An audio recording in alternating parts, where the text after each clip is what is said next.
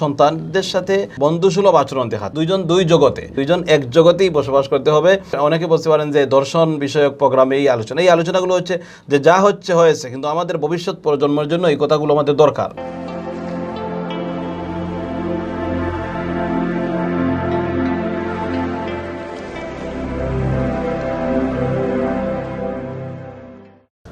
আলহামদুলিল্লাহি রাব্বিল আলামিন ওয়াসসালাতু ওয়াসসালামু আলা সাইয়্যিদিল মুরসালিন ওয়া আলিহি ওয়া আসহাবিহি ওয়া আহলি বাইতিহি আজমাইন। আম্মা বা'দু ফাআউযু বিল্লাহি মিনাশ শাইতানির রাজীম। বিসমিল্লাহির রহমানির রহিম। ইয়া আইয়ুহাল্লাযীনা আমানু কু আনফুসাকুম ওয়া আহলিকুম নারা ওয়া ক্বালা an-নাবিয়্যু সাল্লাল্লাহু আলাইহি ওয়াসাল্লাম আলা কুল্লুকুম রা'ইন ওয়া কুল্লুকুম মাস'উলুন আন রা'iyyatihi। সদাকাল্লাহুল আযীম ওয়া সাদাকা রাসূলুন নবিয়্যুল কারীম ওয়া আলিহি ওয়া আসহাবিহি ওয়া আহলি বাইতিহি আজমাইন। বাংলা ভিউ টিভি চ্যানেলের নিয়মিত অনুষ্ঠান ফেরার জ্যোতি, দেশ বিদেশ থেকে যারা আমাদের এই অনুষ্ঠান দেখছেন, শুনছেন, সকল দর্শকবৃন্দকে জানাই আন্তরিক মোবারকবাদ। সম্মানিত দর্শকবৃন্দ, আজ আমরা সমসাময়িক একটি বিষয় নিয়ে আলোচনা করব। বিষয়টি অত্যন্ত গুরুত্বপূর্ণ, প্রত্যেক অভিভাবকের জন্য, প্রত্যেক ছেলে মেয়েদের জন্য, যুবক যুবতীদের জন্য, ধর্মবর্ণ নির্বিশেষে সবার জন্য এই বিষয়টি অত্যন্ত প্রয়োজনীয়। এই বিষয় হচ্ছে জিনা ব্যভিচার এর কারণ ও তার প্রতিকার। আমরা এই বিষয়টাকে বাংলাদেশ সরকারের যে শব্দচয়ন যৌন হয়রানি, এই যৌন হয়রানি বিষয়টাকেও আমরা সামনে নিয়ে আসব। এই বিষয়ে আমরা কথা বলব। এই বিষয়ে আলোচনা পেশ করার জন্য আমাদের স্টুডিওতে আমন্ত্রণ জানিয়েছি বিশিষ্ট আলেমে দ্বীন, সিলেটের ঐতিহ্যবাহী পরিচিত একটি মসজিদ আম্বরখানা জামে মসজিদের পেশ ইমাম ও খতিব হযরত মাওলানা মুফতি জিয়াউর রহমান। হযরতকে বাংলা ভিউ টিভি চ্যানেলের পক্ষ থেকে জানাই আন্তরিক মোবারকবাদ। আসসালামু আলাইকুম রহমতুল্লাহ। সম্মানিত দর্শক শ্রোতা, বাংলা ভিউ টিভি চ্যানেলের আজকের আয়োজনে আপনাদেরকে স্বাগতম জানাই, মোবারকবাদ জানাই এবং শেষ পর্যন্ত আমাদের সাথে থাকার জন্য আপনাদেরকে আমন্ত্রণ জানাই। ধন্যবাদ মাওলানা জিয়াউর রহমান সাহেব। আমরা আজকে যে বিষয়ে আলোচনা করব বা আমরা আজকে যে বিষয়ে আমরা আলোচনা করার জন্য আপনাকে এখানে আমন্ত্রণ জানিয়েছি, বিষয়টি আমাদের পুরা দেশে একটা আলোচিত বিষয়। বিশেষ করে আমাদের সিলেটের এমসি কলেজ থেকে শুরু করে নোয়াখালীর বেগমগঞ্জ উপজেলায় যে দুর্ঘটনাটা ঘটছে, এরপরে আরও ছোটো ছোটো অনেক ঘটনাগুলো ঘটছে। এই বিষয় নিয়ে আমরা আলহামদুলিল্লাহ গত শুক্রবারে সিলেট শহরের প্রায় প্রতিটি মসজিদ থেকে যৌন হয়রানি, ব্যভিচার, দর্শন এই বিষয় নিয়ে কোরআন হাদিসের আলোকে ইমাম সাহেবগণ বয়ান করেছেন। তো আমরা ইমাম সমিতি যে পয়েন্টগুলো আউট করেছিলাম, কারণ যেগুলো আউট করেছিলাম, সেই কারণগুলা আসলে তো অনেক বিশদ আলোচনার দাবি রাখে। তো আমরা আপনার কাছেও বলবো, আমাদের এই খুতবা তৈরিতে আপনার ভূমিকা অত্যন্ত বেশি, আপনি সহযোগিতা করেছেন, এই জন্য আপনাকেও ধন্যবাদ জানাই। এবং আগামী কালকে যে শুক্রবার, সেই শুক্রবারেও আমাদের ইমাম সাহেবগণ, খতিব সাহেবগণ, দেশ বিদেশ থেকে যারা আমাদের দেখছেন, আপনারা আশা করা যায় যে আমাদের এই আলোচনা থেকে বা আমাদের যে খুতবা, সেই খুতবা আপনারা ইন্টারনেটে যদি সার্চ করেন বা আমাদের ইমাম সমিতির ফেসবুকে যদি সার্চ করেন, তাহলে আমাদের এই খুতবাটাও পাবেন। তো মৌলানা সাহেবের কাছে আমরা জানতে চাইব যে যৌন হয়রানি এবং জিনা ব্যভিচার এর যে কয়েকটি কারণ আছে, সেই কারণগুলা কোরআন হাদিসের আলোকে আপনি একটু আলোচনা করুন। নাহমাদুহু ওয়া নুসাল্লি আলা রাসূলিহিল কারীম, আম্মা বাদ। আমরা অত্যন্ত দুঃখ ভারাক্রান্ত, সারা দেশের মানুষ, সর্বস্তরের মানুষ বিক্ষুব্ধ এবং দুঃখ ভারাক্রান্ত হয়ে আমরা আছি।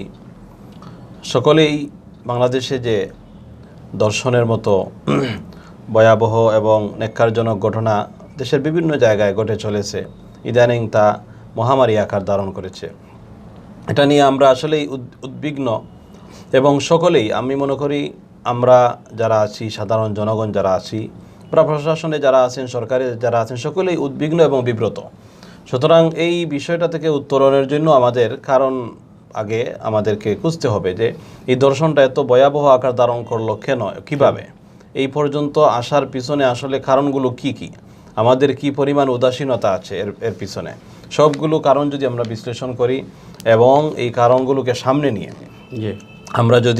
আমরা তা থেকে উত্তরণের যদি আমরা চেষ্টা করি, এখান থেকে পরিত্রাণের যদি আমরা চেষ্টা করি, তাহলে আশা করা যায় ইনশাআল্লাহ সুন্দর একটা পরিবেশ আবারও ফিরে আসবে ইনশাআল্লাহ।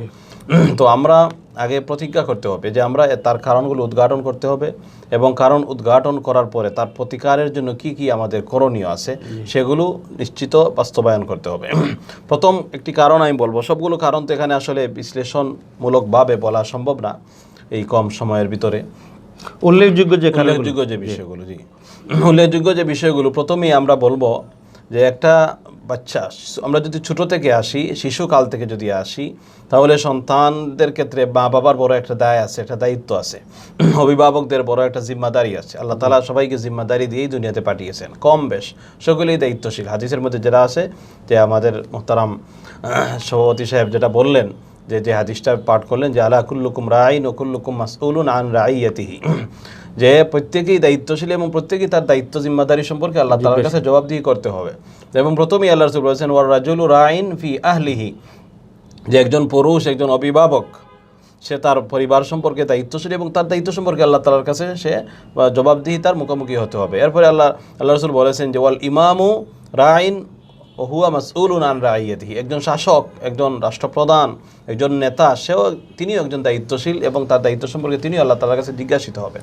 তো প্রথম দায়িত্ব জিম্মাদারি বাবা মার সন্তানদেরকে আমরা পরিবার ভিত্তিক যে একটা শৃঙ্খলা, একটা নিয়ম, একটা শাসন, এই যে প্যারেন্টিং যেটাকে আমরা ইদানিং এক শব্দে আমরা বুঝি প্যারেন্টিং, এই দায়িত্বটা কিন্তু আমরা সুন্দর মতো পালন করছি না। আমাদের সন্তানদের কি চাহিদা আমাদের প্রতি, কি জিম্মাদারি, সেটা আমরা পালন করছি না, যার কারণে সন্তানরা বেপরোয়া হয়ে যাচ্ছে। পরিবার থেকেই সে বাবা মার কথা শুনে না, বড়দের কথা শুনে না, অভিভাবকদের কথা শুনে না। যখন সে স্কুলে যায় তখন বা মাদ্রাসায় যায়, যেভাবে যে প্রতিষ্ঠানে পড়ে, দেখা যায় তার শিক্ষকদের কথা শুনে না। এভাবেই একসময় সে আওরা হয়ে, সে বেপরোয়া হয়ে, সে বখাটেপনার দিকে সে আস্তে আস্তে অগ্রসর হয়। পাশাপাশি প্রথম যে এই কারণটা হচ্ছে যে আমাদের দায়িত্বহীনতা। আমাদের পরিবার থেকে সন্তানদেরকে সুন্দরভাবে গাইডলাইন দেওয়া হয় না। পরিবার থেকে সন্তানদের গঠনের ক্ষেত্রে, তাদেরকে পরিচর্যার ক্ষেত্রে, তাদের যত্নের ক্ষেত্রে, যত্ন বলতে শুধু আমরা তো খাওয়া দাওয়া বুঝি না, যত্ন বলতে তার মানসিক বিকাশ, তার শারীরিক বিকাশের পাশাপাশি মানসিক বিকাশটাও আমাদের ভালো করে দেয়। এবং শারীরিক বিকাশের দায়িত্ব আল্লাহ তাআলাই তাকে যতদিন হায়াত আছে তাকে বড় করবেন, কিন্তু মানসিক বিকাশের দায়িত্ব কিন্তু আমাদের। এই বিষয়টা কিন্তু আমরা গুরুত্ব দিই না, এটাকে আমরা খুবই অবহেলার সাথে দেখি, যার কারণে দেখা যায় একটা সন্তান, একজন বাবা মার একটা সন্তান, সে শারীরিকভাবে বড় হয় কিন্তু মানসিকভাবে সে পঙ্গু হয়ে যায়, মানসিকভাবে সে বখাটে হয়, সমাজের কাছে সে একটা অপরাধী হিসাবে কি হয়, সাব্যস্ত হয়। এজন্য বাবা মার দায়িত্বটা বেশি। এরপরের যে বিষয়টা আমি বলতে চাচ্ছি সেটি হচ্ছে যে সন্তানদেরকে আমরা সকলেই প্রথমেই তাকে নৈতিকতার শিক্ষা দিতে হবে, তাকে দ্বীনের শিক্ষা দিতে হবে, ইসলামের শিক্ষা দিতে হবে। সে যে একজন মুসলিম হয়ে থাকে, তাকে ইসলাম কি বলছে, তাকে চরিত্রের ভিতরে চরিত্রহীনতার দিকে যাতে সে না যায়, সেদিকে ইসলামের পরিপূর্ণ কি আছে, রুল আছে, এখানে গাইডলাইন আছে। সেই ইসলামিক ভাবে যদি আমরা তাকে বড় করি এবং তাকে বড় করার চিন্তা করি এবং তাকে চেষ্টা করি, তাহলে আশা করা যায় কি হবে না, সে এভাবে বেপরোয়া হবে না এবং সে একসময় অপরাধীদের তালিকায় ভুক্ত হবে না। এরপরে এখানে আরেকটা বিষয় আমি সংযুক্ত করতে চাই যে আমরা অনেক সময় আমাদের ছেলে মেয়েদের সাথে লজ্জাবশত অনেক বিষয়গুলো শেয়ার করি না, কিন্তু এই শেয়ার না করার কারণে কিন্তু সে বেপরোয়া হয়ে যায় বা অন্য যে বিষয়গুলো সে আস্তে আস্তে আস্তে আস্তে চরিত্রহীনতার দিকে সে চলে যায়। এই জন্য আমরা লজ্জা শরমটাকেও একটু তার ভবিষ্যতের খাতিরে, তার ভবিষ্যৎ উন্নতির খাতিরে তার লজ্জা শরমটাকে আমরা একটু তার সাথে যদি আমরা শেয়ার করতে পারি তাহলে অনেকাংশে কাজ হবে। হ্যাঁ, এটা হচ্ছে যে সন্তানদের সাথে আমরা ফ্রি হতে হবে এবং বন্ধুসুলভ আচরণ দেখাতে হবে। আমি বাবা, আমি তাকি এক দেশে, সন্তান তাকে আরেক দেশে। আরেক দেশ বলতে কি এক ঘরেই থাকি, কিন্তু দুইজন দুই জগতে না, দুইজন দুই জগতের হলে হবে না, দুইজন এক জগতেই বসবাস করতে হবে। বাবা মা বা যারা বড় যারা আছে, অভিভাবক যারা আছে, তাদের ছেলেদের সাথে মেয়েদের সাথে, মেয়েদেরকেও কন্ট্রোলে রাখা আরো বেশি দরকার। ছেলে হোক মেয়ে হোক, বাবা মা ফ্রি থাকতে হবে, বাবার সাথে ছেলে ফ্রি থাকতে হবে, ছেলের সাথে বাবা ফ্রি হতে হবে, মেয়ের সাথে মা ফ্রি হতে হবে। এতে করে কি তার বিতর্কত অবস্থা বোঝা যাবে। এরপরে যে আরেকটা বিষয় যেটা আমি আলোকপাত করতে চাই, সেই বিষয়টি হচ্ছে যে সন্তান যখন আস্তে আস্তে বড় হয়, আপনারা যারা সচেতন আছেন আপনারা হয়তো খেয়াল করে থাকবেন, বিভিন্ন রিপোর্টে আসে যে একেবারে সন্তানরা দুইটা ভয়াবহ জিনিসের কথা বলবো। প্রথম হচ্ছে যে সন্তানরা খুব কম বয়সেই তাকে সে মোবাইলে আসক্ত হয়ে যায়। আর মোবাইলের ভিতরে মোবাইল এমন একটা বিষয় যে এখন আর সিনেমা দেখার জন্য হলে যাওয়া লাগে না, এখন মানে বাজে যেগুলো এগুলো আর লাগে না, একটা অনলাইনে একটা ক্লিক করলেই সব কিছু চলে আসে, একেবারেই সহজলভ্য হয়ে গেছে। এই মানে অশ্লীলতার যে একটা প্রসার, সেটা আমাদের একবার হাতে হাতে চলে আসছে। এজন্য অভিভাবকদের এটা খেয়াল করতে হবে যে সন্তানরা তার মোবাইলে কি দেখছে, কি করছে, সেটা খেয়াল করতে হবে। দর্শনের বিষয়, অনেকে বলতে পারেন যে দর্শন বিষয়ক প্রোগ্রামে এই আলোচনাগুলো হচ্ছে যে যা হয়েছে, কিন্তু আমাদের ভবিষ্যৎ প্রজন্মের জন্য এই কথাগুলো আমাদের দরকার। এরপরে যে বিষয়টা যে মোবাইল আসক্তি কমাতে হবে, অথবা মোবাইল যদি তাকে একান্ত মোবাইল সে নেয় কিছু সময়ের জন্য, তাহলে তাকে মানে একেবারে নিজের চোখের সামনে মোবাইল তাকে কখনোই একাকী দেওয়া যাবে না। এরপরে আরেকটা হচ্ছে যে সন্তান এক সময় সে তার বাজে বন্ধুদের পাল্লায় পড়ে অনেক সময় সে নেশাগ্রস্ত হয়ে যায় বা বখাটেপনা ওখান থেকে শিখে। এই জন্য কাদের সাথে সে চলাফেরা করছে, এটা কিন্তু অভিভাবকদের দেখতে হবে। আল্লাহ রাসূল বলেছেন যে আলমারউ আলা দীনি খালিলি ফালইয়ানজুর আহাদুকুম মান ইউখালিলু, যে প্রত্যেক মানুষ তার বন্ধুর স্বভাব চরিত্রের দ্বারা সে প্রভাবিত হয়ে থাকে। সুতরাং সে যেন ভালো করে খেয়াল করে সে কার সাথে বন্ধুত্ব করছে। এই জন্য বন্ধু নির্বাচনে খুবই সচেতনতা দরকার। এখন বাচ্চারা তো সচেতন হতে হবে আমরা যারা অভিভাবক আছি, যে আমার বাচ্চারা, আমার ছেলে, আমার মেয়ে কার সাথে ঘুরছে, কার সাথে যাচ্ছে। আমার মনে হয় যে ব্যাপারে মা বাবা একটা ব্রিফ দিতে হবে যে তুমি কাকে বন্ধু নির্বাচন করবা, মেয়েকেও বলতে হবে যে তুমি কার সাথে বান্ধবী, এটা আমাদের জানাও, এটা আমার অবগত করো, সে কার ছেলে কার কি, এগুলো আমার সবকিছু ডিটেইলস আমার সামনে, তার একটা বংশ পরিচয় আমার মনে হয় যে আনা অবশ্যই এটা দরকার। এটা এবং আগের অতীতের যে কোনো সময়ের তুলনায় বর্তমান সময়ে এই প্যারেন্টিং বিষয়টা খুবই কঠিন হয়ে গেছে। সন্তান লালন পালন, সন্তানকে মানসিক পরিচর্যা খুবই কঠিন হয়ে গেছে। এটা মা বাবাকে করতেই হবে, যেহেতু সন্তানের বাবা হয়েছেন, মা হয়েছেন, এই দায়িত্বটা পালন করতে হবে। এবং এটা দায়িত্ব শুধু মানবিক দায়িত্ব না, এই দায়িত্ব কোনো শুধুমাত্র পিতৃসূত্রে বা মায়ের সূত্রে দায়িত্ব না, এটা আল্লাহ প্রদত্ত দায়িত্ব। এটা পালন না করলে আল্লাহ তাআলার কাছে জবাবদিহি করতে হবে। আরেকটা বিষয় আমরা দেখি যে আজকে মার্কেটে বা শপিং মলে বা দেশে সব কিছু পাওয়া যায়, কিন্তু মানুষ যখন চরিত্র হারায় কিন্তু সেই চরিত্র আর পাওয়া যায় না। যার কারণে আপনি যে দুইটা প্রসঙ্গ নিয়ে আসছেন, একটা হচ্ছে যে অভিভাবকত্ব মানে পারিবারিক স্থিতিশীলতা, আর দ্বিতীয়ত হচ্ছে বন্ধু নির্বাচন এবং মোবাইলের টাচে না যাওয়া, এই বিষয়গুলা। আরও কিছু কারণ আমাদেরকে বলেন। আরও কিছু কারণ কিন্তু চলে আসে, যেমন অশ্লীলতার প্রসার। অশ্লীলতা খুব ব্যাপক হারে আমাদের দেশে চলছে। অশ্লীলতা এমনভাবে চলছে, আমরা এটাকে অশ্লীলতা বলি না, বলতে মানে বলা অশ্লীলতাও এখন আর অশ্লীলতার সংজ্ঞাও চেঞ্জ হয়ে আসছে। এই জন্য এটা আমাদেরকে অশ্লীলতা ত্যাগ করতে হবে। দেখেন ওই যে দর্শন একটা শব্দ, আমাদের আগে কিন্তু দর্শন শব্দটা পারিবারিকভাবে এই শব্দটা উচ্চারণ করাটা একটা লজ্জার বিষয় ছিল, সংকোচতার বিষয় ছিল। কিন্তু এখন এই শব্দটা টক অফ দি কান্ট্রি হয়ে গেছে, যে পুরা দেশের মানুষের মুখে মুখে এই দর্শন শব্দটা। এভাবে কিন্তু অশ্লীলতার প্রসার হয়। এই জন্য অশ্লীলতা বন্ধে এই পদক্ষেপটা সরকারকে নিতে হবে। অনেক পর্ন সাইট আছে যেগুলো আমাদের দেশে চলে। এরপরে কিছু ফুটপাতে অনেক সময় ক্যাসেট বিক্রি হয়, অশ্লীল বই বিক্রি হয়, এই বিষয়গুলো আমাদেরকে দেখতে হবে। মানে মোট কথা অনেক বিজ্ঞাপনে অশ্লীলতার প্রসার, অনেক উদাম একেবারে উলঙ্গ মেয়েদের পোশাক, মেয়েদের চিত্র দিয়া বিজ্ঞাপন তৈরি করা হচ্ছে। এগুলো কিন্তু আমাদের দেশে প্রসার হচ্ছে। নাটকের নামে অনেক অশ্লীলতা হচ্ছে, কথাবার্তায় অশ্লীল শব্দগুলো ব্যবহার করা হচ্ছে। এই যে অশ্লীল কমেডি যেগুলা, এগুলো এবং আঞ্চলিক অনেক নাটকগুলো আছে। জি আমার আঞ্চলিক নাটক, এটা যেহেতু আমাদের সিলেটে অনেক আঞ্চলিক নাটক আছে, আমরা নাম ধরে বলতে পারবো যে তাদের দ্বারা কিন্তু অশ্লীলতার প্রসার হচ্ছে। তারা এমন ভাবে ফ্রি মিক্সিং এর ট্রেনিং দিচ্ছে এই নাটকগুলোতে, এটা কিন্তু আমাদের সমাজে বড় একটা খারাপ একটা বিরূপ প্রভাব সৃষ্টি হচ্ছে। এই জন্য এই বিষয়গুলোর ব্যাপারেও আমরা খুব আশু পদক্ষেপ নিতে হবে, নতুবা পরিস্থিতি ভয়াবহ আকার ধারণ করবে। সাহেব, এখানে আরেকটা বিষয় উল্লেখ করা যেতে পারে, এই যে আমাদের সহশিক্ষা এবং সহকর্ম, এই বিষয়ে আপনি একটু ইয়ে করেন, আলোকপাত করেন, যেহেতু দর্শকরা এই বিষয়গুলা খুবই মনোযোগের সাথে, আমি বুঝতে পারছি যে খুবই মনোযোগের সাথে শুনছেন।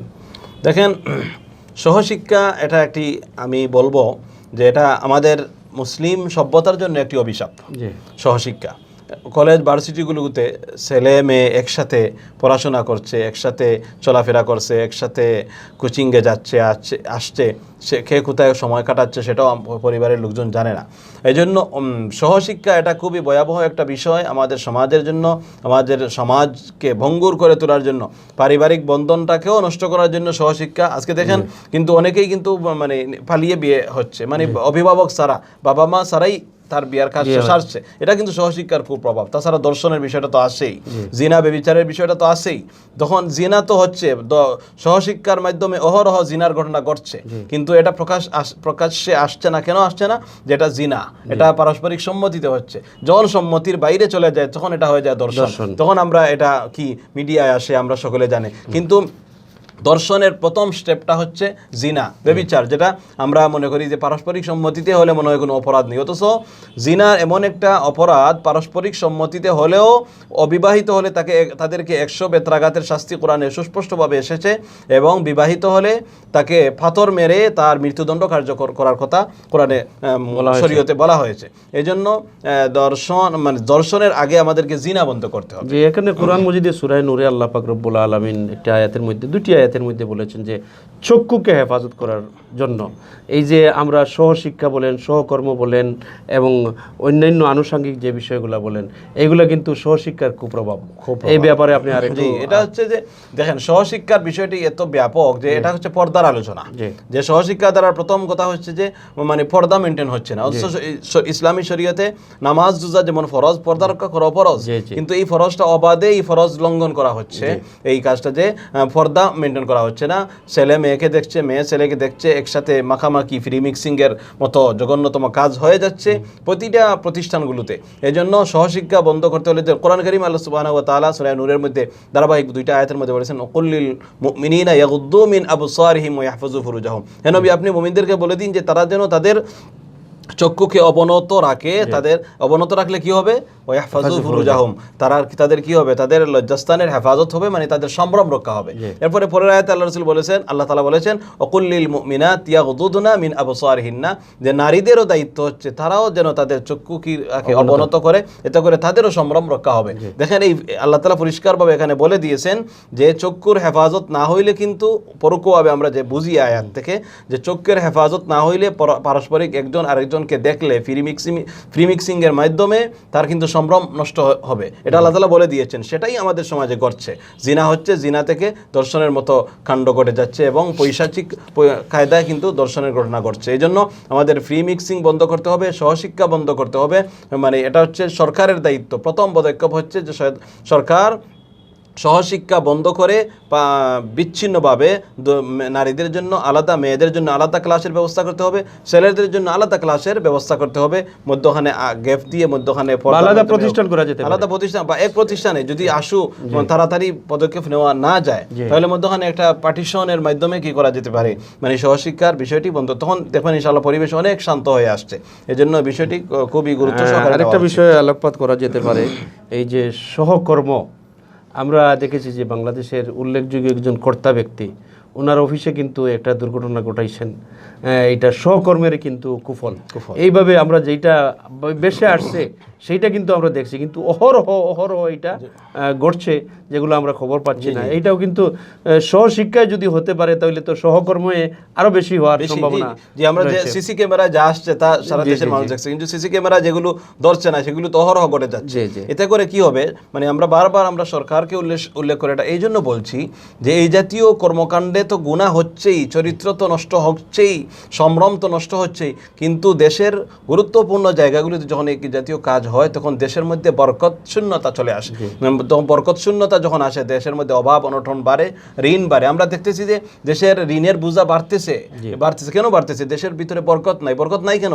দেশের বড় বড় জায়গাগুলোতে, বড় বড় দায়িত্বশীল পর্যায়ের স্থানগুলো থেকে কি এই জাতীয় অপকর্মগুলো চলে আসছে। আর অপকর্ম যখন বাড়ে তখন আল্লাহ রাসূল বলেছেন, লাম তাজহারিল ফাহিশাতু ফি কওমিন কাত্তু হাত্তা ইউলিনু বিহা ইল্লা ফাশা ফিহিমুত তাউন ওয়াল আওজা। আল্লাহ রাসূল বলেছেন যে সম্প্রদায়ের মধ্যে অশ্লীলতার প্রসার ঘটবে তাদের মধ্যে দুইটা শাস্তি আল্লাহ তাআলা দেন। একটা হচ্ছে মহামারী, যে মহামারীটা আমরা ইতিমধ্যে কাটিয়ে আসলাম এবং এখনো পরিপূর্ণভাবে এই মহামারীটা আমাদের কাছে যায় নাই এখনো। এরপরে আল্লাহ ওয়াল আওজা বলেছেন, আল্লাহ রাসূল বলেছেন যে সম্প্রদায়ের মধ্যে অশ্লীলতার প্রসার ঘটবে আল্লাহ তাআলা তাদের মধ্যে দুর্ভিক্ষ দিয়ে দিবেন। কিন্তু আমাদের দেখেন অভাব অনটন, দুর্ভিক্ষ, নীরব দুর্ভিক্ষ চলছে।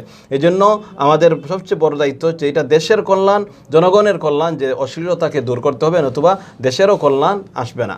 জি, ধন্যবাদ আপনাকে, অত্যন্ত সুন্দর আলোচনা করছেন। আমরা আরেকটা বিষয়ে কারণ উল্লেখ করতে পারি যে এই যে খুন, ধর্ষণ বা যৌন হয়রানি এগুলোর জন্য নেশা জাতীয় দ্রব্য বা মাদক দ্রব্য কিন্তু কম দায়ী না। এই ব্যাপারে আপনি একটু আলোকপাত করুন। দেখেন আল্লাহ সুবহানাহু ওয়া তাআলা যে 4টি বা 5টি বিষয়ের সুস্পষ্ট শাস্তি দিয়েছেন অপরাধের, বা 4টি অপরাধের বা 5টি অপরাধের সুস্পষ্ট ভাবে কোরআনে কারীমের মধ্যে শরীয়তে শাস্তির কথা উল্লেখ করেছেন। তোর মধ্যে একটি হচ্ছে মদপান, হদ্দে শুরব। পরিষ্কারভাবে এটা হচ্ছে ইসলামী শরীয়তে এটাকে বলা হয় হদ। জি, হদ্দে শুরব মদ পানের অপরাধ। এটা এত জঘন্য, বড় বড় 4টি অপরাধের মধ্যে একটি অপরাধ হচ্ছে মদ পান করা। কারণ আল্লাহ তাআলা কোরআনে কারীমের মধ্যে পরিষ্কার বলেছেন, ইন্নামাল খামরু ওয়াল মাইসিরু ওয়াল আনসাবু ওয়াল আজলাম রিজসুম মিন আমালিশ শাইতান। এটা নাপাকি এবং এটা শয়তানের কাজ। এজন্য এই যে খামার বা এই যে শরাব, এই যে মদ পান করা, এই মদ পান করার মাধ্যমে বলতে আমরা বলবো এখানে মদ আছে, নেশা জাতীয় সবগুলো দ্রব্য হারাম, সুস্পষ্ট হারাম। এবং এই কাজগুলো করার মাধ্যমে একজন মানুষ সে তার মানুষত্ব হারিয়ে ফেলে। একজন মানুষ সে শারীরিকভাবে সে যেমন পঙ্গু হয়ে যায়, তার ভিতরে রোগ প্রতিরোধ কমে, এটা তো সায়েন্সের বিষয়। কিন্তু একজন মানুষ এই কাজে জড়িত হওয়ার কারণে তার ভিতর থেকে নৈতিকতা নষ্ট হয়ে যায়, রুহানিয়ত নষ্ট হয়ে যায়, তার মধ্যে মানুষত্ব বলতে কিছু থাকে না। তখন কিন্তু সে অপরাধকে তার অপরাধ মনে হয় না, দর্শনকে তার দর্শন মনে হয় না। পাশবিক কায়দায় নারীদেরকে নির্যাতন করে, কিন্তু এটা কিন্তু স্বাভাবিক সুস্থ মস্তিষ্কের মানুষের বেলা এটা তো মানবিকতার দৃষ্টিকোণ এটা তো হওয়ার কথা না। কিন্তু সে মদ পান করে এতটাই মাতাল হয় যে পাশবিক কায়দায় একজন নারীর উপর নির্যাতন করার সত্ত্বেও তার ভিতরে এটা তার বিবেকে একটুও বাধে না, তার বিবেককেই কিন্তু নষ্ট করে দেয় এই মদে বা এই নেশা জাতীয় দ্রব্যে। এই জন্য নেশা জাতীয় দ্রব্য আমরা তো এটা দেখি এবং আমরা জানিও যে সরকারের ব্যাপারে খুবই কঠোর, কিন্তু আন্তরিক, কিন্তু আরও বেশি কঠোর হওয়া দরকার এবং তার শাস্তি। আমরা একটা বিষয় দেখেন, যে পয়েন্টটা চলে আসলো যে সরকার আন্তরিক হওয়া সত্ত্বেও কিন্তু অহরহ ধরা পড়ছে। যেগুলো ধরা পড়ছে তো আমাদের সামনে আসছে, যে ফেন্সিলিন নিয়ে যাচ্ছে, হেরোইন নিয়ে যাচ্ছে, ইয়াবা নিয়ে যাচ্ছে, ধরা পড়ছে। যেগুলো ধরা পড়ছে না আমাদের সামনে সেগুলো তো যাচ্ছেই। এত কঠোর হওয়া সত্ত্বেও কেন এগুলো যাচ্ছে না, আমাদের সমাজ থেকে এগুলো নির্ভূত হচ্ছে না কেন? তার শাস্তি প্রয়োগ না করার কারণে। শরীয়ত নির্ধারিত শাস্তি প্রয়োগ করা শুরু করে দিন, দেখবেন এমনিতেই কি মাদক নির্মূল হয়ে যাবে। কারণ প্রত্যেকেই তার জানের চাইতে তো প্রিয় আর কিছু না, এজন্য এমনিতেই এগুলো নির্মূল হয়ে যাবে। যাই হোক, দর্শনের শাস্তির বিষয়টা পরে যেহেতু আলোচনা, আগে আমরা কারণগুলো আমরা আলোচনা করি।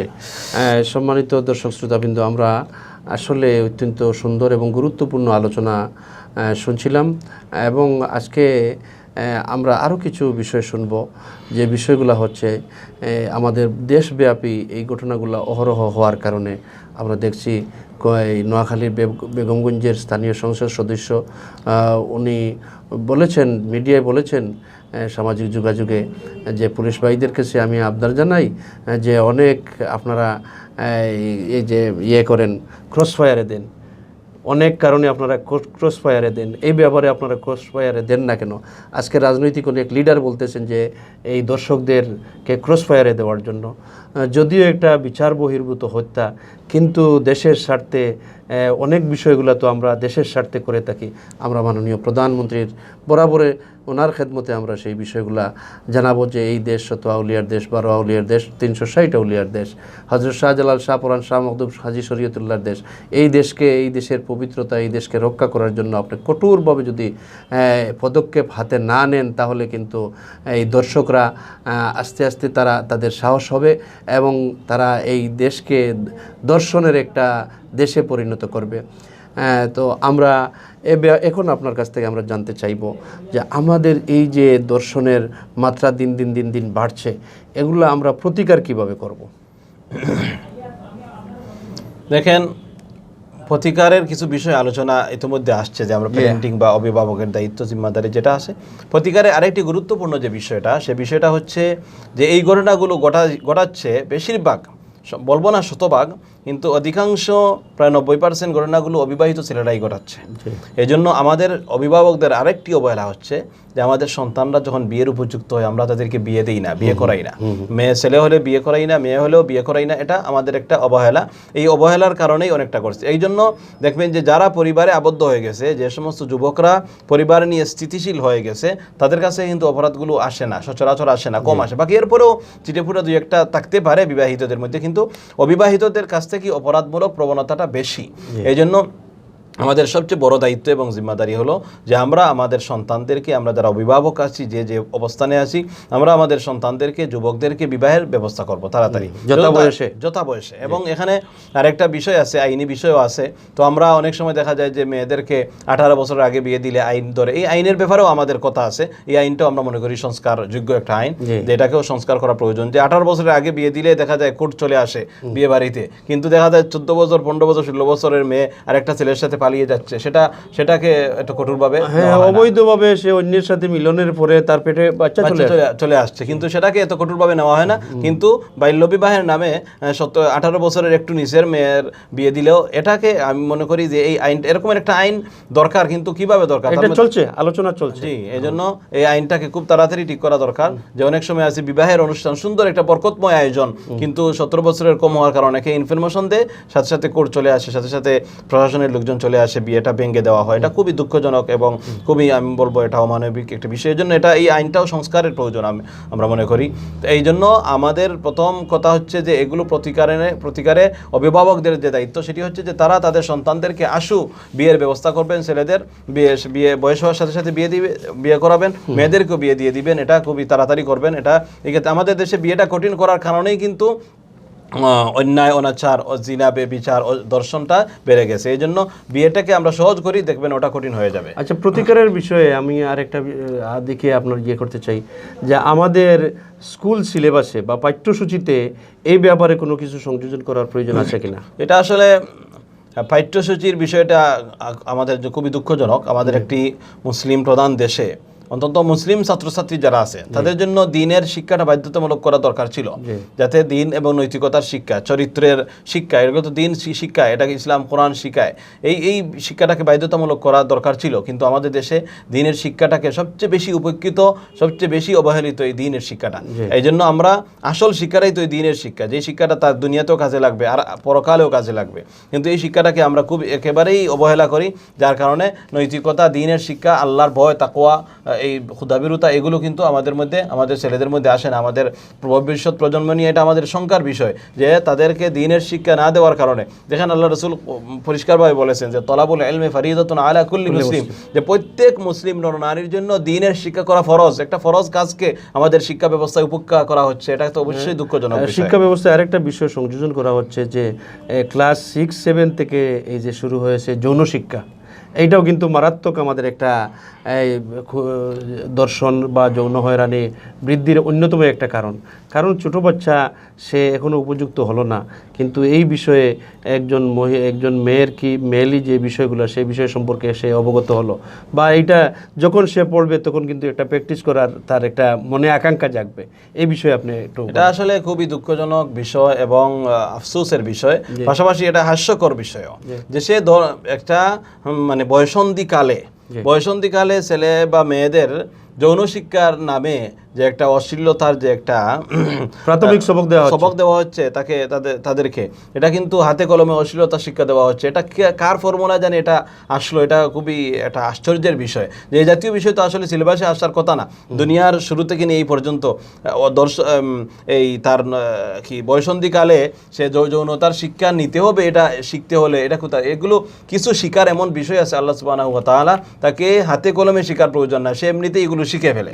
এমনিতেই সে যে বাবাকে বাবা ডাকতে হয়, মাকে মা ডাকতে হয়, তার যে আঞ্চলিক ভাষা, মায়ের ভাষা, এগুলো তাকে কেউ প্র্যাকটিস করানো লাগে না, কোনো কোচিং সেন্টারে যাওয়া লাগে না। তাহলে যৌনতার বিষয়টি এটা প্রাকৃতিক একটা বিষয়, আল্লাহ সুবহানাহু ওয়া তাআলা কর্তৃক একটা বিষয়।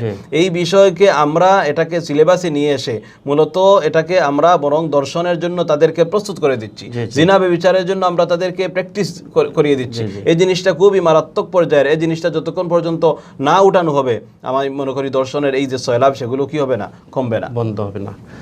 ধন্যবাদ সম্মানিত দর্শকবৃন্দ। আমরা মৌলানা মুফতি জিয়াউর রহমান সাহেবের কাছ থেকে অত্যন্ত সারগর্ভ আলোচনা শুনছিলাম যে জিনা, বেবিচার এবং দর্শন এগুলো যে দিন দিন বৃদ্ধি পাচ্ছে, তার কারণ এই কারণগুলো প্রতিহত করতে হলে, রোধ করতে হলে আমরা দীর্ঘমেয়াদী প্ল্যান হাতে নিতে হবে।